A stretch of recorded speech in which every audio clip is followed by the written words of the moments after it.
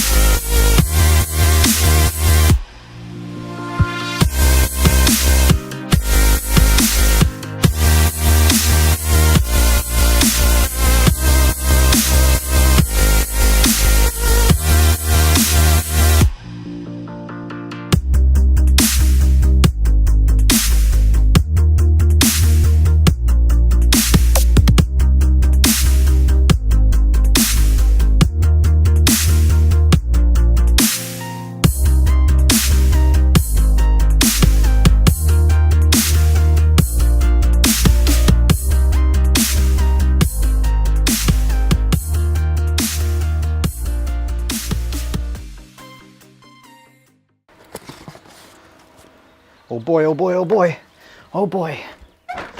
All right, get excited everybody. I just got my box from Newegg in. This was exciting. I didn't think it would get here so soon. This is the Newegg box with a GTX 1080 Ti in it. We're gonna unbox it here, put it in, and it's gonna be included in this video. I'm super excited. I ordered two, as I said previously, one through Newegg and one through Tiger Direct. The Newegg one got here first, even though they were both back ordered, so good job Newegg. This is awesome. So stay tuned and we'll unbox it and we'll throw it in the system, do some benchmarks, and just see how awesome this system really is. Oh boy, can save 30% on select H&R Block titles. Oh man, hope they have that new Call of Duty taxes.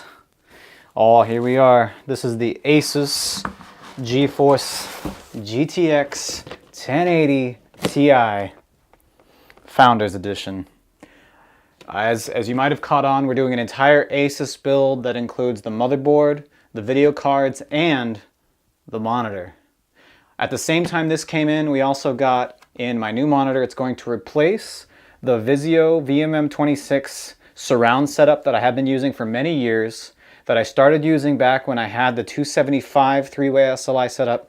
Now I figured I'm getting a card that has everything that I need to run ultra wide, so we went with the curved 32-inch ASUS 100 Hz monitor, which you're going to see me install this puppy on at the end of this.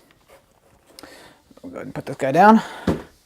Now in the box we got, it talks about GPU Tweak 2, games XSplit caster. On the back of the box talks about a limited 3-year warranty. Here we go. So take off the outer shell and you get just a really plain box, but with a gold "In Search of Incredible" ASUS logo right there on the front.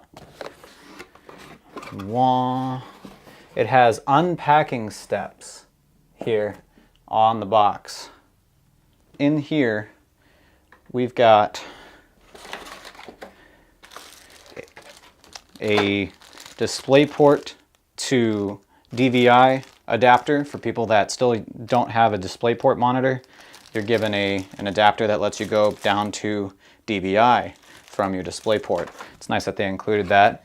No more VGA, so people that are living that way can't have to upgrade. So here's the packaging instructions. It says to flatten the box,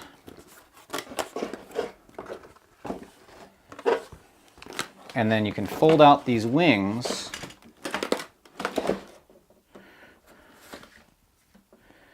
and then you can peel off this tape here. Oh yeah, look at that. The 1080 Ti in all its glory. Let's see, do we have a film? Oh, we do. Here we go. Beautiful. This is very reminiscent still, even though it's got the angles and things that you might have seen on other channels. It reminds me a whole heck of a lot of my 780s. They kept the original Titan looks to it.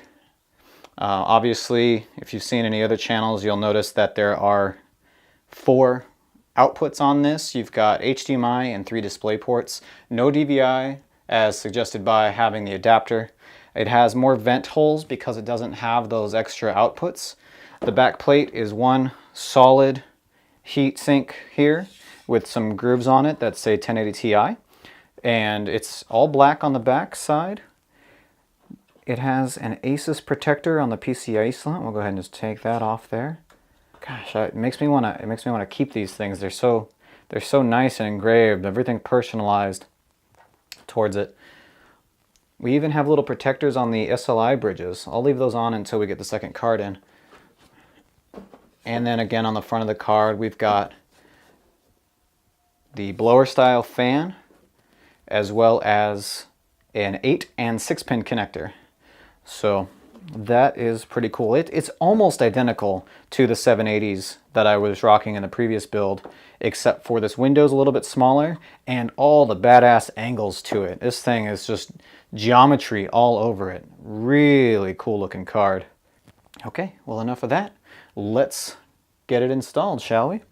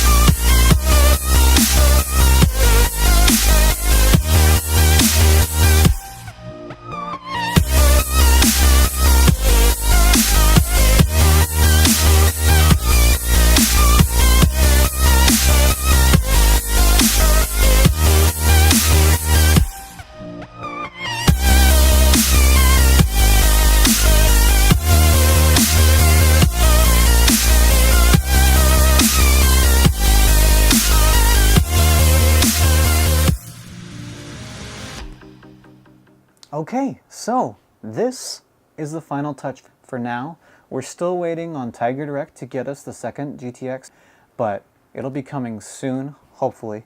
For now, we're good to go. I've been gaming all week on this guy, no problems, as you can imagine, with stats like this, with the RAM, graphics card, and CPU that we went ahead and got in this thing. I should be good for quite a while. Went ahead and ran some benchmarks with this hardware, and they are, as you can expect, phenomenal, especially if you compare them to what I had just a few weeks prior with my previous rig. On Grand Theft Auto 5, running at everything Ultra, as many things as you can in Ultra. The only thing I didn't max out is the resolution scaling. I had it twice scaled, so I was playing it as a 4K resolution as opposed to an 8K resolution. So you can imagine, it was actually able to run at that resolution, but it was a bit choppy. So at 4K, which is twice scaled 1440p in my case, low FPS was 38 during the benchmark scene with a high of 83. And I don't think I could even run that resolution on my 780s before, so that's pretty good. The League of Legends tests we did got no lower than 200 FPS even in a team fight, with a high of just over 500. My Overwatch test, where we do a Pharah ult in the training ground against the large number of robots, gave us a low FPS of 117 and a high FPS of 124. My Ghost Recon Wildlands score ranged between 17 and 30 FPS. Now this one's interesting as well because I did do resolution scaling and I maxed it out, which puts it at double 1440p or right around 4K. Even though it was only 17 to 30 FPS on average, with G-Sync enabled on my monitor, it ran buttery smooth. You could not tell it was only running between 17 and 30 FPS. And maxed out, I am very impressed. This game is gorgeous. Last but not least, we have our FutureMark Time Spy score of 8,379. This scored 93% better than every other computer that has attempted this yet. If you compare that to my dual 780 4970 system that we had earlier, that I'm calling Big Red, that system only scored 4,620, which was only 49% better than the rest of the systems that have ran Time Spy, or, if you want to be more accurate, 51% worse than every system out there that's tested it. So this thing blows my old system out of the water, which with a system running 780s and a 4790 compared to a 1080 Ti and a 7700K, you can imagine that would be the case. But just the gap between the two, even with SLI 780s, this thing should definitely keep me happy for a long time. Now I kind of went whole hog. I mentioned previously when I was unboxing that I did get a new monitor. I went with the 34-inch curved ASUS G-Sync monitor with 100 Hz frame rate. And this thing is beautiful. It basically replaced my triple monitor setup that I was running before, so that I'm no longer running 5760 by 1200 with 3 monitors, doing some janky multi-monitor setup for gaming that streaming doesn't even comply with, not even every game complies with. What I'm going to do is use those monitors that I had before to use for console gaming, Smash Brothers, things of that nature for our large LAN parties. I have my 4th monitor down on my desk to use its integrated webcam for streaming. And this is going to be my rig for editing, gaming, anything I want to do up here. I should be good for a long time. I will be doing benchmarks with SLI systems pretty soon. Like I said, we're getting that GTX 1080 Ti in from Tiger Direct to match with the one that's in the system already, and we should be doing some benchmarks very soon with that. We'll test that against SLI 1080s, and if we can, 980 Ti's, and again my 780s that I already have access to. When I get a 3rd one, we'll see how Tri-SLI from back then stacks up now. So if you're interested in seeing any of that, please do subscribe to this channel. And if you want to see anything else we're doing, San Diego LAN is our username on not only YouTube, but Twitch, Twitter, and Facebook. So you can find us on all of those mediums as well. And as always, you can find out when we're going to be doing LAN parties by going to sandiegolan.net. Thanks for watching. Bye.